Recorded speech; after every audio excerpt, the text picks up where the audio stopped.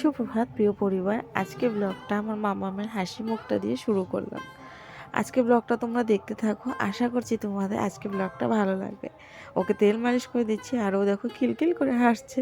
তেল মালিশ করলে বললাম না তোমাদের ভীষণ ভালোবাসে, একদম খিলখিল করে ওর হাসিটাই তেল মালিশ করার সময় দেখা যায়। তো চলো সকাল সকাল ওকে তেল মালিশ করে ফ্রেশ করে নিই একদম। হ্যালো বন্ধুরা, good evening, welcome back to my channel Puja Bongaigaon daily vlog. নতুন আরেকটি ব্লগে তোমাদের সবাইকে অনেক স্বাগত, অনেক ভালোবাসা জানিয়ে আজকে নতুন আরেকটি ব্লগ শুরু করলাম। এখন তুলছি হলো বেছানা। তো মামামকে ঘুম পাড়িয়েছিলাম, উঠে গেছে, কান্নাকাটি হুলুস্থুল করছে, তো উঠে গেছে, বাবুর সাথে খেলছেও বিছানায়। আমি এদিকে বিছানাপত্র সব গোছগাছ করে নিই, ভাত বসিয়ে দিয়ে আসলাম। এখন বাজে হলো 12:30। মাত্র সকালের খাবার খেলাম, খেয়ে ভাতটা বসিয়ে দিয়ে এসে ভাবছি বিছানাটা তুলে নিই। বিছানা তুলে তারপরে রান্না করব। কি রান্না করব দেখি, এখনও রান্নার কোনো কিছু ঠিকঠাক করিনি। আর ব্ল্যাকি যে সকাল থেকে বাইরে নিচে নামিয়ে দিয়েছিল ঠিক করে, আবারও ওর বাবা তুলে দিয়েছে, কারণ ঠান্ডা মধ্যে নিচে থাকলে ওর বুকে ঠান্ডা লেগে যাবে। এই যে কু কু কু কু ননস্টপ করেই চলছে, মাথা নষ্ট করে দিল একদম, চুপ আর কোনো মতে হয় না। ওর কুকুর জন্যই মেয়েটা উঠে গেল ঘুম থেকে, কি করবো আর। তো এখন হলো ওকে আবার ঘুম পাড়াবো, তার আগে ভাবছি যে আমি আগে বিছানাটা তুলে নিই, তুলে তারপরে ওকে আবার ঘুম পাড়িয়ে নিই। ভাত হচ্ছে, ওদিকে ভাত হোক, তারপরে ডাল বসিয়ে দেবো। ডাল ভাত হয়ে গেলে টেনশন দূর, তারপর যা ইচ্ছা তাই রান্না করে খাওয়া যাবে দুপুরের জন্য। তো চলো তোমরা আজকে ব্লগটা এখান থেকে শুরু করলাম, দেখতে থাকো, আশা করছি তোমাদের আজকে ব্লগটা ভালো লাগবে। আজকে রান্না বান্না সব হরতাল দিয়ে এই যে মেয়েটার কাছে এখন বসে থাকবো, না ঘুমায় না কিছু, কি অবস্থা, একটু পর পর খালি উঠে যায়, একটু পর পর খালি উঠে যায়। হ্যাঁ, এই মেয়েটা তো ভালো মেয়ে না, দুষ্ট মেয়ে, আবার হাসে, আবার হাসে, আবার হাসে। দেখো এই মেয়েটাকে দেখো, এই যে এইদিকে এইদিকে, এই ধর্মে দেখো, এই ধর্মে, এই ধর্মে দেখো কি দুষ্টমি শুরু করেছে। না রান্না করতে দিচ্ছে, না বেছানা তুলতে দিচ্ছে, কিছু করতে দিচ্ছে না, কিছু করতে দিচ্ছে না। দুধতে বাজিটা, এটা দুধতে বাজি মেয়ে। ওলে বাবালি, ওলে বাবালি, ও ছোনা মাম্মা, ও ছোনা মাম্মা, ও ছোনা মাম্মা। বাবা চিরুনি সরা মাথার থেকে, চিরুনি সরা, চিরুনি সরা। আহা একবার সরা। আচ্ছা না মাম্মা, এটা যে চুলকাচ্ছে, চুলকাচ্ছে, চুলকাই।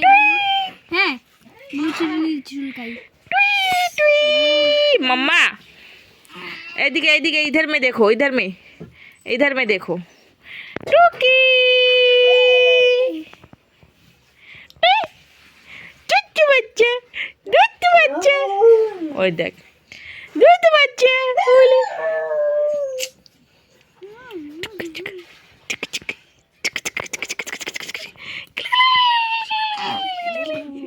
দেখে এখনই কত কত হয়ে গেছে আর। এদিকে দেখি আমার বড়জন না তেল দিয়েছে, না ক্রিম দিয়েছে, না মাথায় হাতে পায়ে কোথায় তেল দেয়নি। তো বললাম দে তোকে হাতে পায়ে মাথায় মুখে টুকে ক্রিম ট্রিম তেল মেখে দেয়। তো ও যদি থাকে না কি করে, একদম বোতল শুদ্ধ মাথার মধ্যে উল্টিয়ে তারপরে দেবে। তো আমি আবার ভালো করে দিয়ে দিলাম, ঘষে টষে দিতে পারে না, তবুও দেওয়ার চেষ্টা করে, কারণ কি এদিকে আমি ব্যস্ত থাকলেও ওর দিকে সামলাতে পারি না। তো সেই জন্য না ও নিজে নিজে কিন্তু একটু দিতে চেষ্টা করে। তো আজ যেহেতু আমার একদম সময় রয়েছিল একটু, তো বললাম দে আজ হাতে পায়ে তোকে একটু তেল দিয়ে দিই। তো সেই ওর হাতে পায়ে তেল দিয়ে দিলাম, মাথাটা আঁচড়িয়ে ক্রিম ট্রিম মেখে দিলাম। যাক, ও এখন একদম ফ্রেশভাবে বুনুর সাথে খেলা করতে পারবে, আর আমি রান্না করতে পারবো।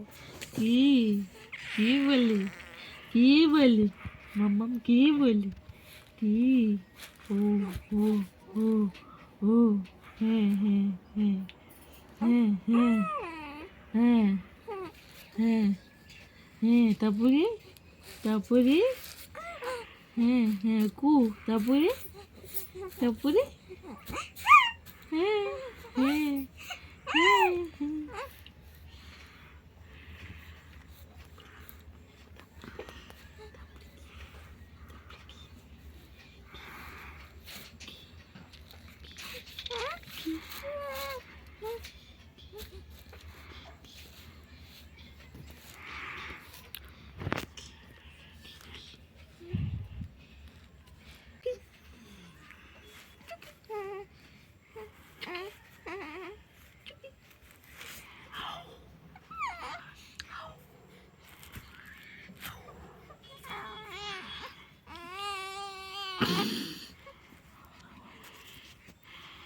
আগে শত কষ্টে মেয়েকে ঘুম পাড়ানো হলো। যাক, মেয়ে এখন ঘুমিয়েছে। তো এখন আমি রান্না বান্নার দিকে চলে আসছি। আর দুপুরবেলা কি রান্না করব সেই ভাবতে ভাবতে চলে আসলাম একটু খেতে। তো খেতের দিকে আমার রান্না করার মতন আছেই শুধু এই লাইয়ের ডগা। তো তাই লাইয়ের ডগা কেটে নিচ্ছি। আর লাইয়ের ডগা কাটবো, কোনটা কাটবো ভাবতে ভাবতে মানে বুঝতে পারছি না কোনটা কাটবো, কারণ খেতে খেতে না কয়েকটাই লাইয়ের ডগা আছে এখন। আর নতুন করে ডগা ছাড়ছে। তো সেই জন্য ভাবছি কি যে বেছে বুঝে কাটি, যদি লাউ থাকে তাহলে তো লাউ কেটে ফেলবো। তো সেই জন্য বেছে বুঝে কাটার চেষ্টা করছি। দুটো মতন ডগা কাটবো আর বাদবাকি পাতা নিব, তাহলে কিন্তু পাতার ডগাগুলো থাকে সেগুলো দিয়ে হয়ে যাবে। আর একদম গাছের তো সেই জন্য না মানে ঘরের গাছে তো পাতাগুলোও কিন্তু নরম নরম থাকে, ওগুলোও কিন্তু তরকারিতে দিতে ভালোই লাগে। তোমাদের সাথে একটা কথা শেয়ার করি। আমার মেয়ের আজ 2 মাস কমপ্লিট হয়ে 2-3 দিন হয়ে গেল। এখনও কেন আমার শ্বশুরবাড়ি থেকে কেউ আমার মেয়েকে দেখতে আসেনি।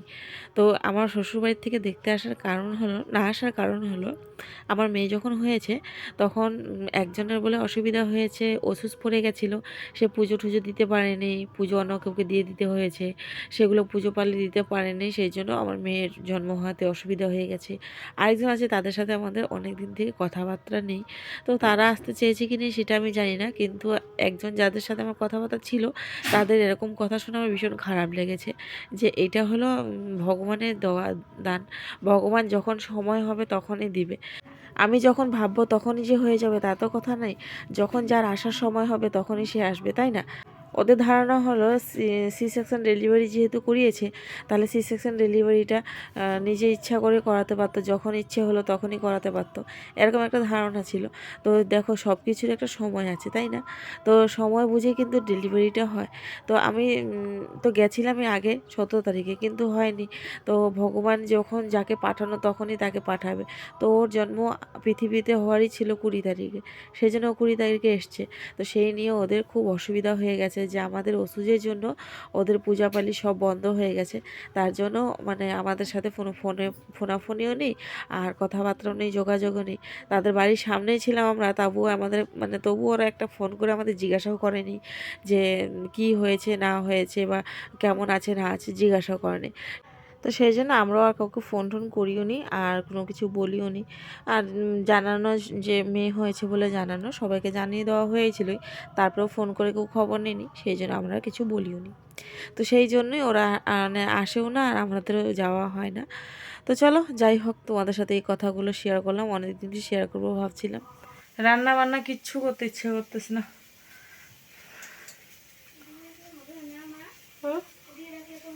কি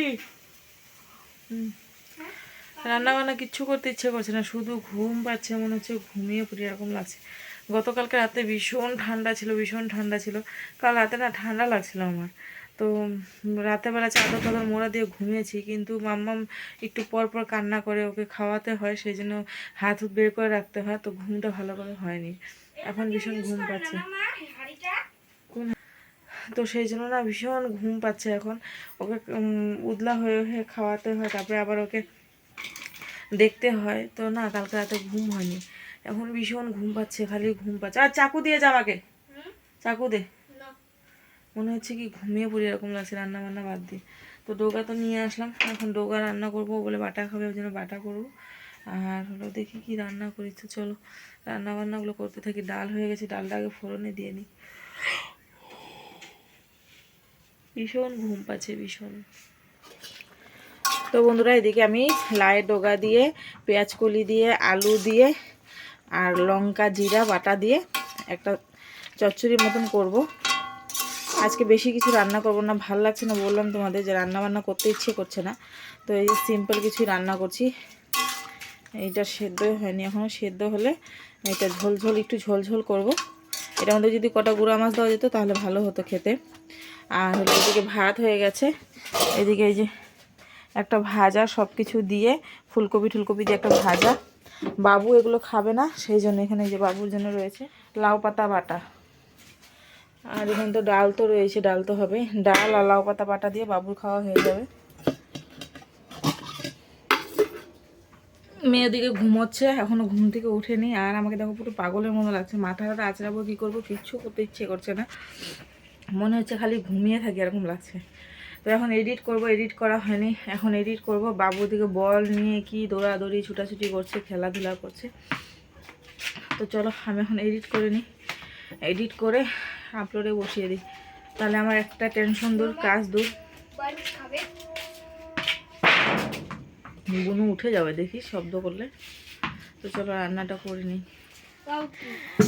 আমাদের টুনটুনি বুড়ির ঘুনু হয়ে গেছে, ঘুনু দিয়ে উঠে গেল। চোখে এই কপালে যে কাজল দিয়েছিলাম সেই কাজল দিয়ে পুরো মুখ ঠুক লেটা পেটা করে নিয়েছে। দেখো টুনটুনি বুড়ি, ও ও বলে টুনটুনি বুড়ি, যা মাঝে যা। আরো ঘুমো দিবা, আরো ঘুমো দিবা মাম্মাম, ও মাম্মাম, মাম্মাম, মাম্মাম।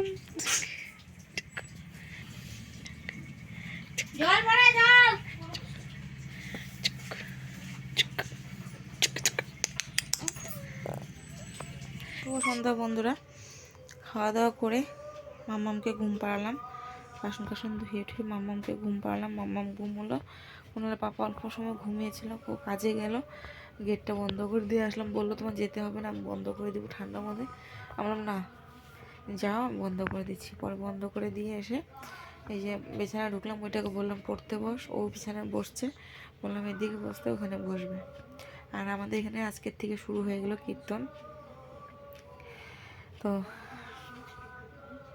এই যে নাম কীর্তন শুরু হয়েছে, ভালো লাগছে কীর্তন শুনতে। আর এই যে ঘরে বসে বসে শুয়ে শুয়ে হরির নাম শুনতে পারবো, কত ভালো লাগে, কত আনন্দ লাগবে। আর তারপরে যখন যেদিন কীর্তনটা ভাঙবে সেদিন আবার খিচুড়ি দিবে, সেইটা তো আরও ডাবল আনন্দ। এইখানে খিচুড়ি প্রসাদ যা হয় মানে বলার মতো না। আর আমার না ফ্রায়েড রাইস বলো, বিরিয়ানি বলো, তারপরে যাই বলো, সব কিছুর থেকে না এই যে খিচুড়ি প্রসাদটা আর এই যে অন্ন প্রসাদ যে গোপালের যেটা মেখে দেয় সেইটা ভীষণ ভালো লাগে খেতে।